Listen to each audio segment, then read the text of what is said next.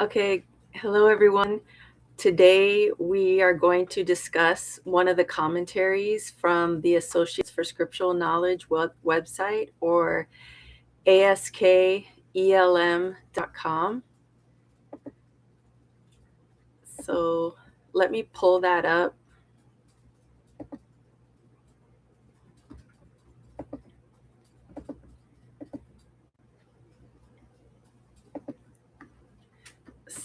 So you go to your browser and it's askelm.com. Associates for Scriptural Knowledge is the website. We're going to be talking about the commentary for May 15th, 2026, which is located here. But you can also, if it's much farther after that date, you can type in a brief synopsis in the search bar and be able to pull it up if it's a lot farther after May 15th, 2026 that you're seeing this.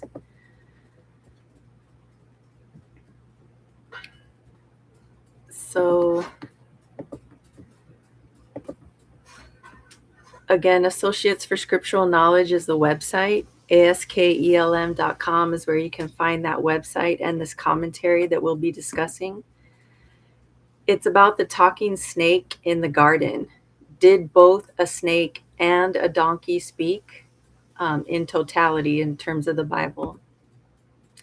This will be a focus on the incident in the Garden of Eden when the serpent spoke to Eve and lied to her about Yahweh's or the Lord's order to her and Adam not to eat fruit from the tree of knowledge of good and evil, referencing Genesis 3:1-5.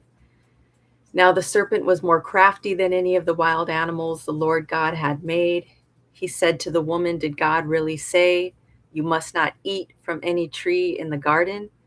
The woman said to the serpent, "We may eat fruit from the trees in the garden, but God did say, 'You must not eat fruit from the tree that is in the middle of the garden, and you must not touch it.' The serpent said to the woman, 'For God knows that when you eat from it, your eyes will be opened, and you will be like God, knowing good and evil.'" First Eve and then Adam sinned and ate the forbidden fruit, disobeying Yahweh's command not to do so. Then Yahweh pronounced a judgment of doom on the serpent. Finally, Yahweh judged and punished Adam and Eve. But first, he, quoting Genesis 3:14-17, "Then Yahweh Elohim said to the serpent, who was Satan, 'Because you have done this, cursed shall you be away or separated from every domestic beast and from every animal of the field. On your torso or belly shall you crawl, and soil shall you eat all the days of your life. And I shall set enmity between you and the woman, and between your seed and her seed. He shall hurt you in the head, and you shall hurt him in the heel. And to the woman he said, I shall increase your grief and the groanings, yet by your husband is your restoration, and he shall rule over you.' And to Adam he said, because you hearkened to your wife's voice and ate from the only tree that I instructed you, saying you must not eat from it, cursed is the ground on your account. In grief shall you eat of it all the days of your life." Then note what Yahweh asked Satan, the adversary, twice in the book of Job. We see in Job 1:7, Yahweh said to the adversary Satan, "From where are you coming?" Then the adversary answered Yahweh and said, "From going to and fro in the earth and from walking about in it." Also, so in Job 2:2, Yahweh said to the adversary Satan, "From where are you coming?" Then the adversary answered Yahweh, saying, "From going to and fro in the earth and from walking about in it." How did the serpent speak to Eve? It seems that Satan projected his voice via ventriloquism, so his words seem to originate from the serpent. Much later, a similar event occurred when Moses led Israel from the wilderness toward Moab, east of the Jordan River. Yahweh sent an angel who projected its voice through a donkey. A second voice, this is in reference to Balaam's donkey speaking. A second voice projection occurred when the Israelites traveled through the land of Midian. They were preparing to enter Moab and then cross the Jordan River. A Gentile prophet named Balaam suddenly noticed that his donkey was speaking to him.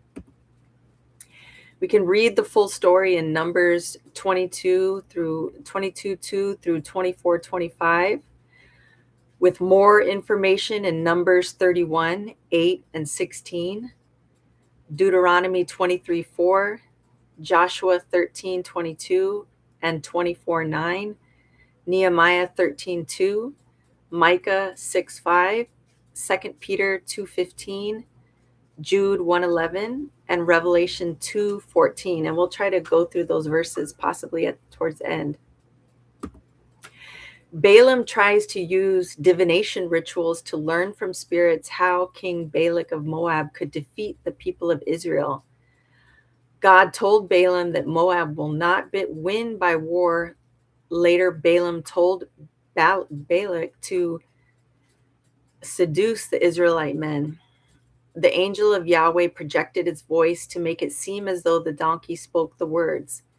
Balaam was a Midianite, like the father-in-law of Moses. He was a false prophet trying to cause evil against Israel.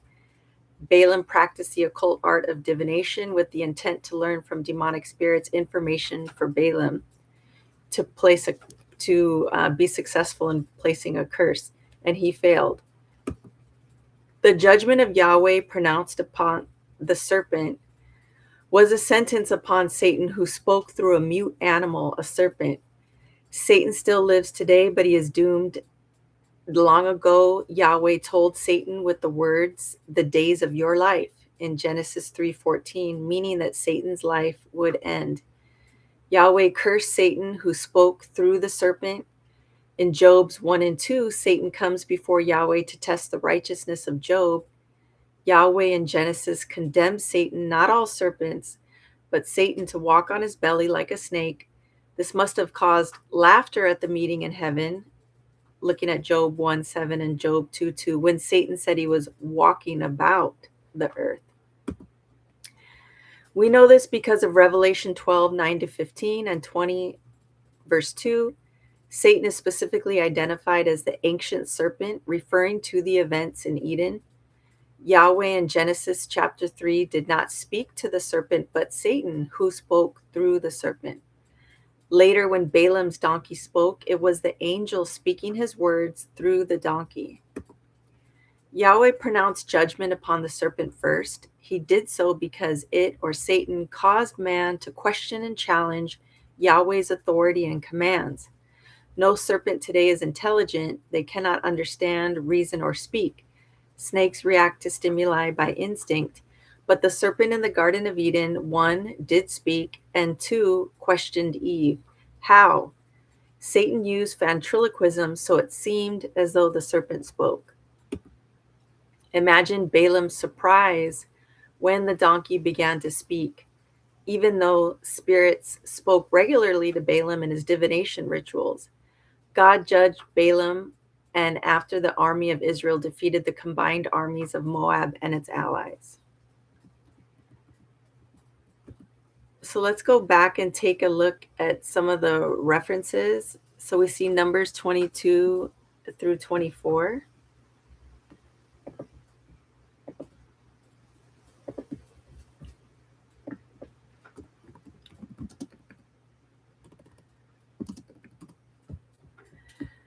So in Numbers 22, we see Balak summons Balaam. So then the Israelites traveled to the plains of Moab and camped along the Jordan across from Jericho. Now Balak, son of Zippor, saw all that Israel had done to the Amorites, and Moab was terrified because there were so many people. Indeed, Moab was filled with dread because of the Israelites. The Moabites said to the elders of Midian, "This horde is going to, take everything around us, just as an ox does in the grass of the field."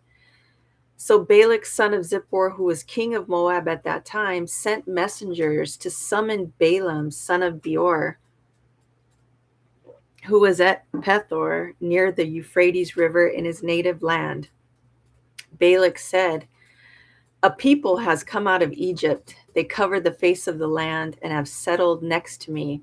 Now come and put a curse on these people because they are too powerful for me.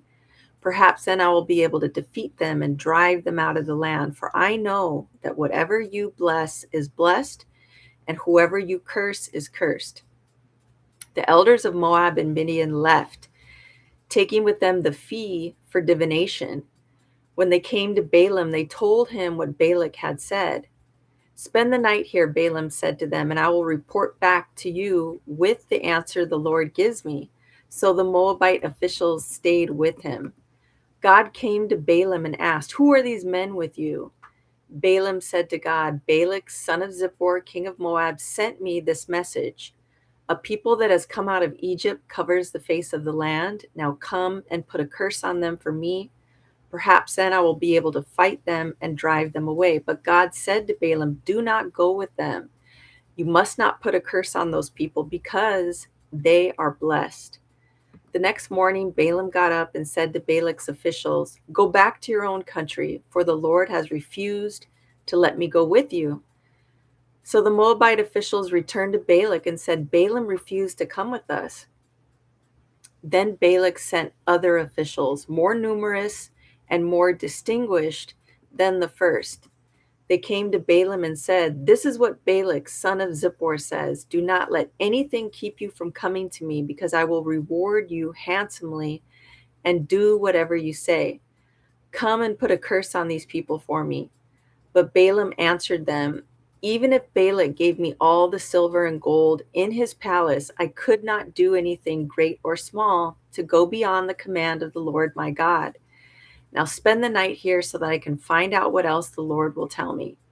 That night God came to Balaam and said, "Since these men have come to summon you, go with them, but do only what I tell you." Now we get into the part regarding Balaam's donkey. Balaam got up in the morning, saddled his donkey, and went with the Moabite officials. But God was very angry when he went, and the angel of the Lord stood in the road to oppose him. Balaam was riding on his donkey, and his two servants were with him. When the donkey saw the angel of the Lord standing in the road, very mighty, it turned off the road into a field. Balaam, got really upset with the donkey and tried to get it back on the road. Then the angel of the Lord stood in a narrow path through the vineyards with walls on both sides. When the donkey saw the angel of the Lord, it pressed close to the wall, pushing Balaam's foot up against it. So again, Balaam became extremely upset with the donkey and took action. Now the angel of the Lord moved on ahead and stood in a narrow place where there was no room to turn, either to the right or to the left. When the donkey saw the angel of the Lord, it lay down under Balaam, and he was angry and again took action against the donkey with the staff. Then the Lord opened the donkey's mouth, and it said to Balaam, what have I done to you to make you do this to me these 3 times?" Balaam answered the donkey, "You have made a fool of me. If only, he had certain things, he would take even more action against the donkey." The donkey said to Balaam, "Am I not your own donkey, which you have always ridden to this day? Have I been in the habit of doing this to you?" "No," he said. Then the Lord opened Balaam's eyes, and he saw the angel of the Lord standing in the road, as mighty as he was initially. So he bowed low and fell face down. The angel of the Lord asked him, "Why have you done this to your donkey these 3 times?" "I have come here to oppose you, because your path is a reckless one before me. The donkey saw me and turned away from me these 3 times. If it had not turned away, I certainly would have taken that action against you by now, but I would have spared it." Balaam said to the angel of the Lord, "I have sinned. I did not realize you were standing in the road to oppose me. Now, if you are displeased, I will go back." The angel of the Lord said to Balaam, "Go with the men, but speak only what I tell you." So Balaam went with Balak's officials. When Balak heard that Balaam was coming, he went out to meet him at the Moabite town on the Arnon border at the edge of his territory. Balak said to Balaam, "Did I not send you an urgent summons? Why didn't you come to me? Am I really not able to reward you?" "Well, I've come to you now," Balaam replied, "but I can't say whatever I please. I must speak only what God puts in my mouth." Then Balaam went with Balak to Kiriath Huzoth. They put cattle and sheep and gave some to Balaam and the officials who were with him. The next morning, Balak took Balaam up to Bamoth Baal, and from there he could see the outskirts of the Israelite camp. Balaam said, "Build me 7 altars here and prepare 7 rams for me and 7 other animals." Balak did as Balaam said, and the 2 of them offered them on each altar. Then Balaam said to Balak, "Stay here beside your offering while I go aside. Perhaps the Lord will come to meet with me. Whatever he reveals to me, I will tell you." Then he went off to a barren height. God met with him, and Balaam said, "I have prepared 7 altars, and on each altar I have offered a ram and these other animals." The Lord put a word in Balaam's mouth and said, "Go back to Balak and give him this word." So he went back to him and found him standing beside his offering with all the Moabite officials. Then Balaam spoke his message. "Balak brought me from Aram, the king of Moab, from the eastern mountains. Come," he said, "curse Jacob for me. Come, denounce Israel. How can I curse those whom God has not cursed? How can I denounce those whom the Lord has not denounced? From the rocky peaks I see them, from the heights I view them. I see a people who live apart and do not consider themselves one of the nations. Who can count the dust of Jacob or number even a fourth of Israel? Let me go forth like the righteous, and may my final end be like theirs." Balak said to Balaam, "What have you done to me? I brought you to curse my enemies, but you have done nothing but bless them." He answered, "Must I not speak what the Lord puts in my mouth?" Then Balak said to him, "Come with me to another place where you can see them. You will not see them all, but only the outskirts of their camp. And from there, curse them for me." So he took him to the field of Zophim on the top of Pisgah, and there he built 7 altars and offered a ram and other animals on each altar. Balaam said to Balak, "Stay here beside your offering while I meet with him over there." The Lord met with Balaam and put a word in his mouth and said, "Go back to Balak and give him this word." So he went to him and found him standing beside his offering with the Moabite officials. Balak asked him, "What did the Lord say?" Then he spoke his message. "Arise, Balak, and listen. Hear me, son of Zippor. God is not human that he should lie, not a human being that he should change his mind. Does he speak and then not act? Does he promise and not fulfill? I have received a command to bless. He has blessed, and I cannot change it. No misfortune is seen in Jacob, no misery observed in Israel. The Lord their God is with them. The shout of the king is among them. God brought them out of Egypt. They have the strength of a wild ox. There is no divination against Jacob, no evil omens against Israel. It will now be said of Jacob and of Israel, 'See what God has done.' The people rise like a lioness. They rouse themselves like a lion that does not rest till it devours its prey." Then Balak said to Balaam, "Neither curse them at all, nor bless them at all." Balaam answered, "Did I not tell you I must do whatever the Lord says?" Then Balak said to Balaam, "Come, let me take you to another place. Perhaps it will please God to let you curse them for me from there." And Balak took Balaam to the top of Peor, overlooking the wasteland. Balaam said, "Build me 7 altars here and prepare 7 rams and 7 of the other animals for me." Balak did as Balaam had said and offered a ram and the other animals on each altar. Now, when Balaam saw that it pleased the Lord to bless Israel, he did not resort to divination as at other times, but turned his face toward the wilderness. When Balaam looked out and saw Israel encamped, tribe by tribe, the Spirit of God came on him, and he spoke his message.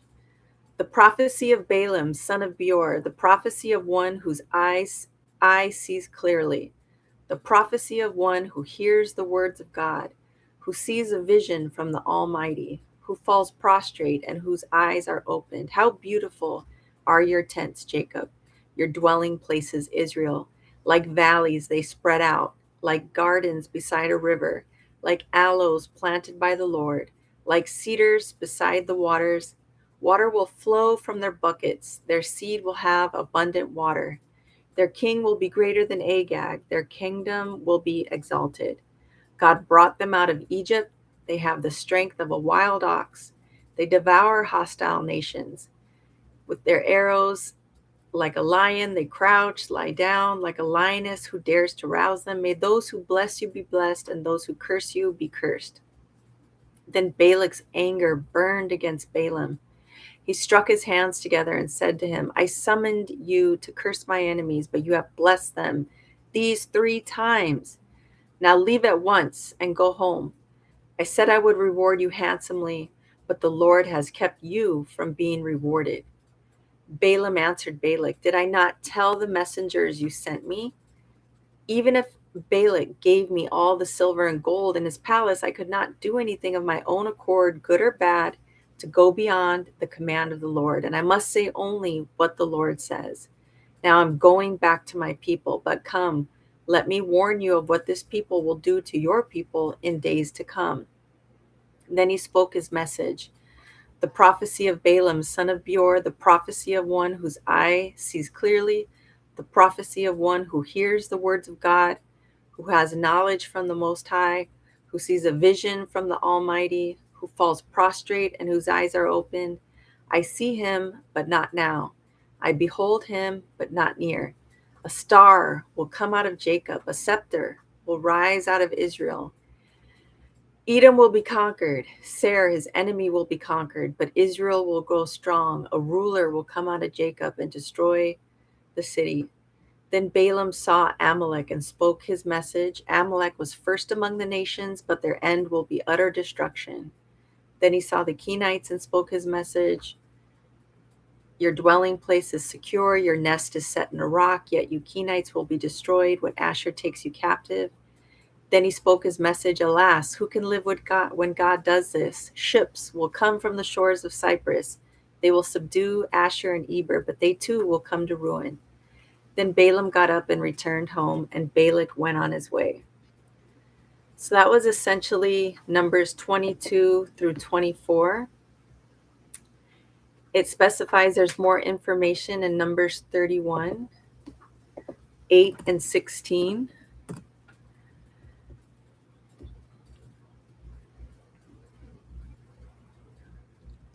So it talks about how Balaam was ultimately brought to an end, and then also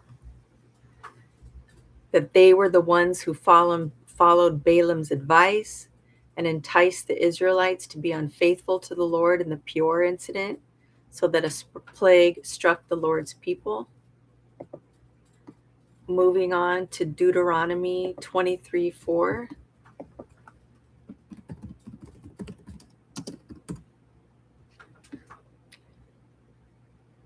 For they did not come to meet you with bread and water on your way when you came out of Egypt, and they hired Balaam, son of Beor, from Pethor in Aram Naharaim, to pronounce a curse on you. However, the Lord your God would not listen to Balaam, but turned the curse into a blessing for you, because the Lord your God loves you. Do not seek a treaty of friendship with them as long as you live. More information in Joshua 13:22.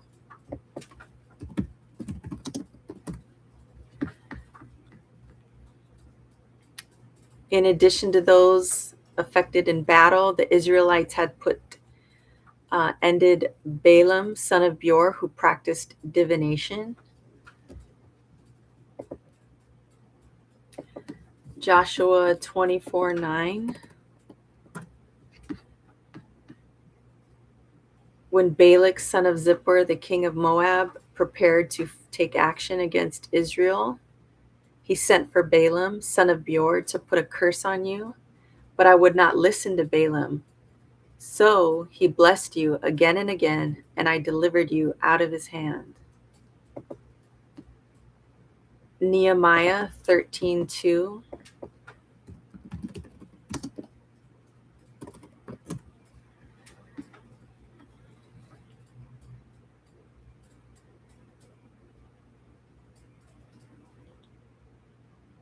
On that day, the book of Moses was read aloud in the hearing of the people, and there it was found written that no Ammonite or Moabite should ever be admitted into the assembly of God, because they had not met the Israelites with food and water, but had hired Balaam to call a curse down on them.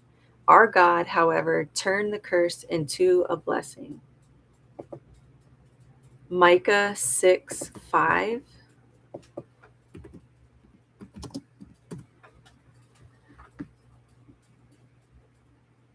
My people, remember what Balak, king of Moab, plotted, and what Balaam, son of Beor, answered. Remember your journey, that you may know the righteous acts of the Lord. 2 Peter 2:15.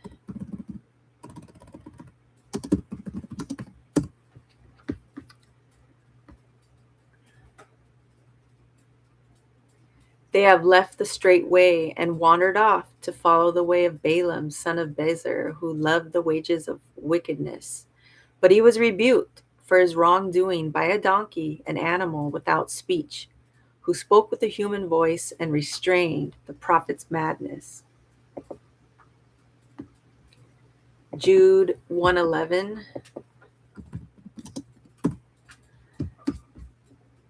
Woe to them! They have taken the way of Cain.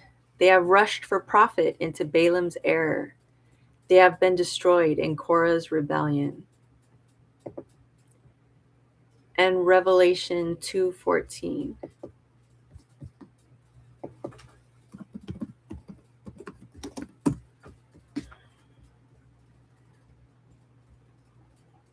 Nevertheless, I have a few things against you. There are some among you who hold to the teaching of Balaam, who taught Balak to entice the Israelites to sin. So they ate food sacrificed to idols and committed immorality.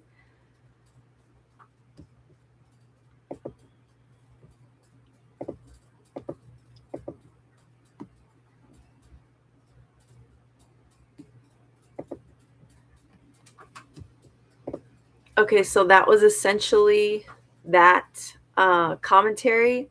Again, you can find it on askelm.com. It's the May 15th, 2026 commentary about the talking serpent in the garden. It should be at the top. If you're looking at this at a much later date, just type in the search bar talking serpent and you'll be able to locate it. Thank you, and we'll see you next time.